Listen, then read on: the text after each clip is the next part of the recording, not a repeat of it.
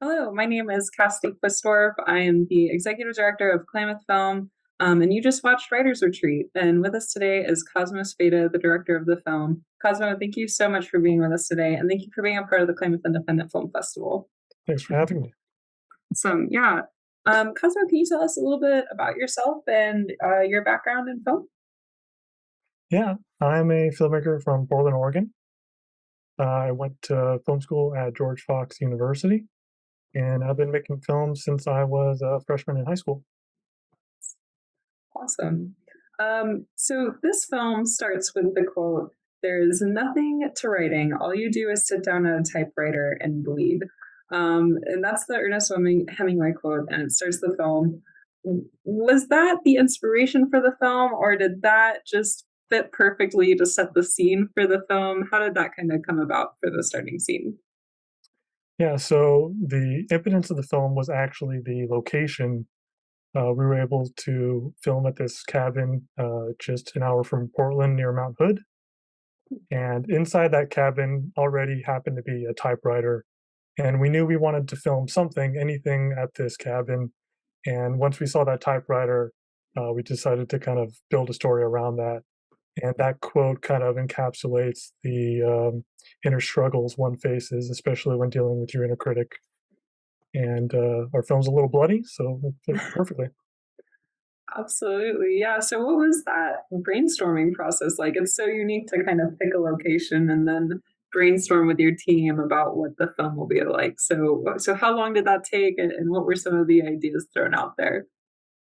Yeah, so the time frame was a pretty quick turnaround here because we knew that we wanted to film with snow at the cabin, and this was the beginning of 2021, and we knew that snow wasn't going to be there for at least 3 or 4 months into the year, and so it was a quick turnaround, and we ended up doing a Seed and Spark campaign to fund this film. And so, when thinking about the cabin and the typewriter, we wanted things to be minimal because it was a really cramped space. And so we went with two actors, moderately sized crew, and thankfully we were able to get funded from Scene Spark. Oh, awesome. That's so unique. I didn't know that cabin was outside of Mount Hood and it's all kind of coming together now in my head. And it's a really, really unique location and really cool kind of filming all around it. So in the film, it really kind of brings to life that you're your own critic, and it also brings it to death too. Mm. What was that process like from the inspiration and to the film shooting and all the way into post production? Yeah, so uh, as a director, a lot of work that you do is choosing when to reveal information to the audience, right? And so part of the process was how how blatant do we want to be with the inner critic, you know being the inner critic and like kind of wearing that on the sleeve and revealing information along the way. And part of the kind of process there was we wanted well, firstly we wanted to have another actor in the space for our writer to act alongside. There were some ideas tossed around that maybe it was one actor playing both characters. Then it kind of opens up a whole Pandora's box of blocking and how to film two characters in one shot. But I think it worked out choosing to have a second actor play the critic. Yeah, absolutely. It definitely, I can't imagine what the post production editing process would have been like with, having one actor play both. Yeah, that would have been interesting. Mm. But yeah, what was the shoot like and how long did it actually take to film the writer's retreat? Yeah, so we filmed it over 2 weekends in early to mid March 2021. And we actually ran into kind of the worst fear that we had to where the weekend prior to shooting, we visited and did all the set dressing of the cabin, had the perfect layer of snow around the cabin, and then the next week came along, and Oregon weather did the worst to us, and all the snow had melted completely. So we had to pivot, and we filmed all of the interior scenes first, Okay. and then we're like, okay, let's just hope that snow comes back the next weekend, because Oregon can be a little bipolar that way. And it wasn't as snowy as we had hoped. And what ended up happening, and what you see in the film, is that when we were doing our set dress weekend with the perfect snow, we got that exterior that you see in the film, kind of the gimbal push in toward the cabin. It looks really nice with all snow.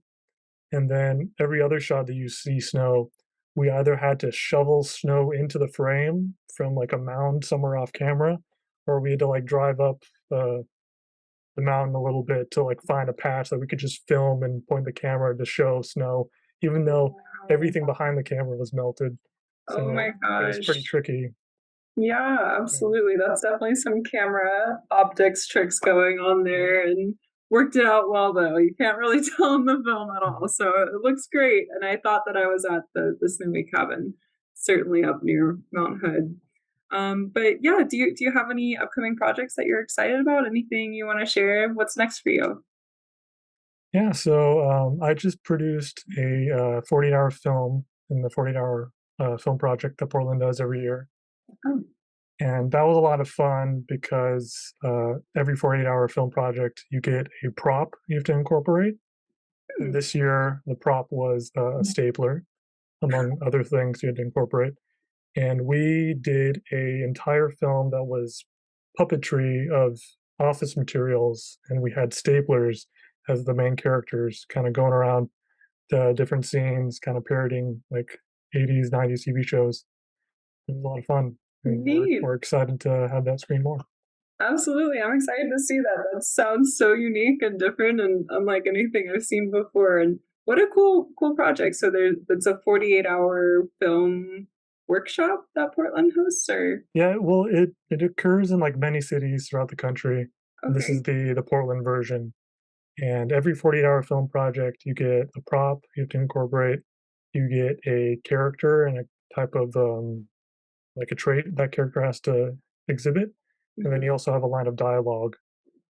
And then the you don't know that until like the Friday of the weekend that you shoot, Wow. and you all meet up and you draw out of a hat a genre that you have to use. So everyone has a different genre.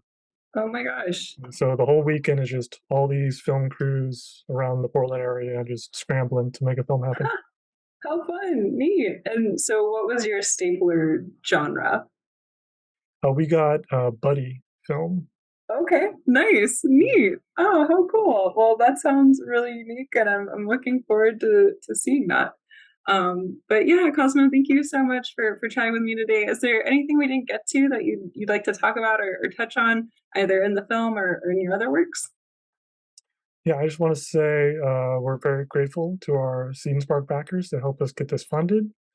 We were able to pay some cast and crew, which is a big deal for us, and the film couldn't have been made without them. Thank you. Awesome. Yeah, and we're so excited to be showing it at the Klamath Independent Film Festival. So thank you so much for submitting it and being a part of it. And yeah, thank you.